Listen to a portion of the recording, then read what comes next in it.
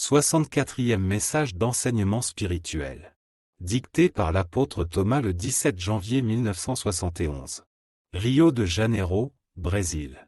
Le Seigneur Jésus souhaite poursuivre les explications données dans le message précédent, pour le plus grand développement spirituel des lecteurs sur le processus auquel ils seront confrontés en haut lorsqu'ils termineront leur expérience actuelle sur Terre. Le processus en question n'est pas nouveau puisqu'il existe depuis de nombreux siècles, mais il a été perfectionné au fil du temps. Dans le passé, c'est-à-dire il y a quelques millénaires, l'arrivée des âmes revenant de la Terre obéissait à certaines conditions de sélection vibratoire qui impliquaient souvent de laisser beaucoup d'entre elles livrées à elles-mêmes pendant des périodes indéterminées. Cela signifiait un certain abandon des âmes qui avaient commis des fautes plus ou moins graves sur Terre, ce qui revenait à laisser cette catégorie d'âmes évoluer. Les forces supérieures, cependant, se sont engagées à aider l'évolution des âmes fautives, en étudiant un moyen de les débarrasser dans un délai plus court que celui dans lequel beaucoup d'entre elles prenaient 1 à 2 siècles de stationnement évolutif.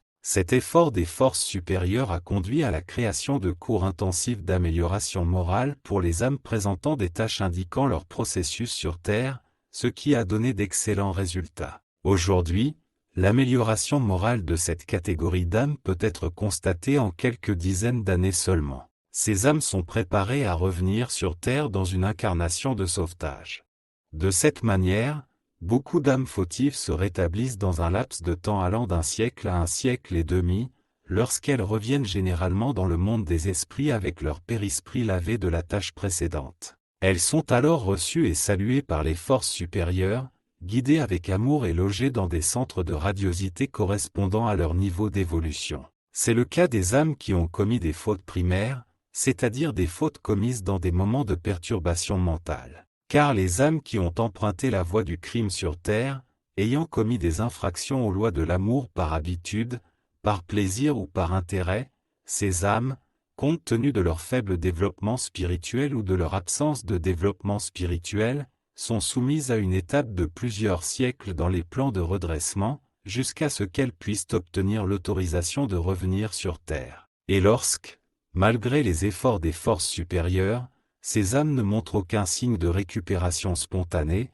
la solution est alors de les envoyer sur une planète de vibration inférieure à la Terre, où elles seront confrontées à des conditions de vie qui les conduiront à un redressement moral obligatoire qui n'existe pas sur Terre. Sur cette planète, d'un niveau inférieur au monde terrestre, les lois morales sont encore balbutiantes, compte tenu du niveau inférieur de sa population. La loi du plus fort prévaut encore sur cette planète, et les choses essentielles de la vie sont disputées entre les populations dans des conditions parfois très cruelles. Qu'il suffise de dire qu'il est courant sur cette planète basse que 2 jeunes hommes se disputent la même jeune femme en vue d'un mariage, et qu'à cette fin, ils se livrent à une lutte à mort devant le public. Celui des deux qui est vaincu perd non seulement la femme désirée, mais aussi la vie elle-même. Leur butin est ensuite découpé et distribué aux personnes présentes, puis rôti et mangé de manière festive lors du repas de noces. Cette simple description montre ce qui peut arriver à tous les individus sur Terre qui abusent de leur libre arbitre pour s'investir contre la vie de leur prochain, une vie aussi précieuse que la leur, parce qu'il s'agit d'un enfant de Dieu en quête de connaissances et d'expériences sur Terre. Malheureusement, il y a encore un grand nombre de personnes dans cette situation, dont certaines sont envoyées sur des planètes plus basses que le monde terrestre, pour un apprentissage qui peut durer jusqu'à 1000 ou 2000 ans. Le Seigneur Jésus aimerait beaucoup que cette brève description de la vie sur la planète immédiatement inférieure à la Terre ait le mérite d'éveiller dans le cœur des âmes moins évoluées un sentiment de compréhension et d'amour pour leurs semblables, de sorte que les atteintes au bien et à la vie des âmes incarnées cessent complètement.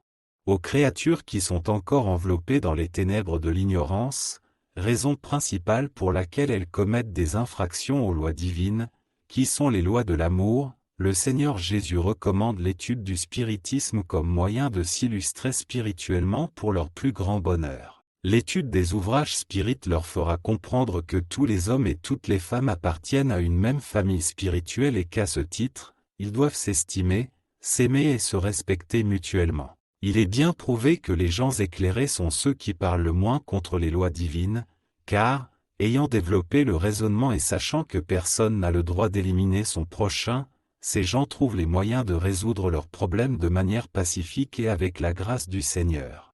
C'est pourquoi, chers lecteurs, étudiez les ouvrages spiritualistes déjà répandus partout et essayez d'affiner vos capacités médiumniques afin de pouvoir recevoir directement des plans spirituels l'inspiration et l'aide dont vous pourriez avoir besoin. Cette étude devient chaque jour plus nécessaire parmi les êtres humains, comme la plus grande aide que chacun puisse recevoir pour accélérer son progrès spirituel. Sachant que tous les êtres humains ont évolué depuis des millénaires, ayant commencé leur pèlerinage terrestre dans les conditions les plus simples et les plus humbles en raison de leur manque de connaissances et d'expérience, et voyant les progrès déjà réalisés à la fin de ce siècle, tout recommande la juste étude des lois spirituelles comme facteur nouveau et important dans le progrès de toutes les âmes incarnées. Ceci est très nécessaire et important dans la vie de tous les hommes et de toutes les femmes, car leur existence actuelle décidera du chemin que chacun devra suivre une fois qu'il se terminera dans un nombre plus ou moins grand d'années. La venue du Seigneur Jésus sur terre et sa récente installation sur le sol de cette planète, avaient pour but de contribuer à l'accélération du progrès spirituel de la population terrestre. Et que faut-il faire à cet égard? Demanderont certains lecteurs moins qualifiés. Le Seigneur Jésus précise qu'il y a très peu de choses à faire pour que tous les hommes et toutes les femmes s'engagent sur le chemin droit de leur progrès évolutif. Cela a déjà été largement expliqué dans les messages précédents, mais le Seigneur n'hésite pas à le répéter ici. Dans un premier temps, tous les hommes et toutes les femmes doivent établir un contact direct avec la divinité par la prière et la méditation au moment du coucher. Pendant les 10 à 15 minutes que cela dure, vous recevrez du plan spirituel les lumières produites par la prière, suivies de l'inspiration d'idées et de suggestions dont vous pourriez avoir besoin pour votre travail matériel. Une fois en contact direct avec la divinité, l'homme et la femme ressentiront l'éveil en eux d'une nouvelle force résultante des lumières et des bénédictions résultant de leur prière quotidienne. Cela vous donnera à tous une nouvelle vision de l'image de la vie que vous vivez et la certitude que, lorsque vous quitterez la terre, vous continuerez à vivre une vie beaucoup plus heureuse dans le monde spirituel que celle-ci, parmi une petite foule d'âmes, de parents et d'amis de nombreuses incarnations.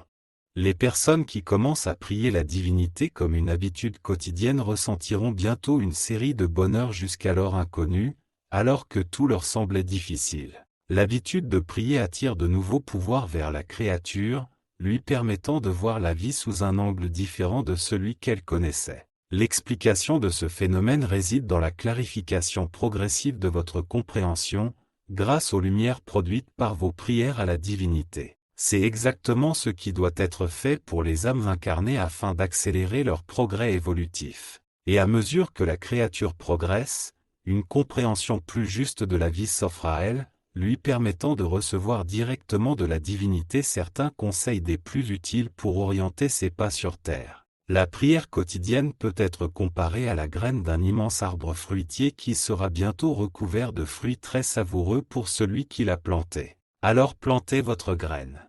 En améliorant vos facultés mentales, vous recevrez plus facilement de l'inspiration et de l'aide pour tout ce dont vous avez besoin. En contact direct avec la divinité, vous réveillerez en vous une nouvelle force. L'habitude de la prière, suivie de la méditation, donne de nouveaux pouvoirs à ceux qui la font.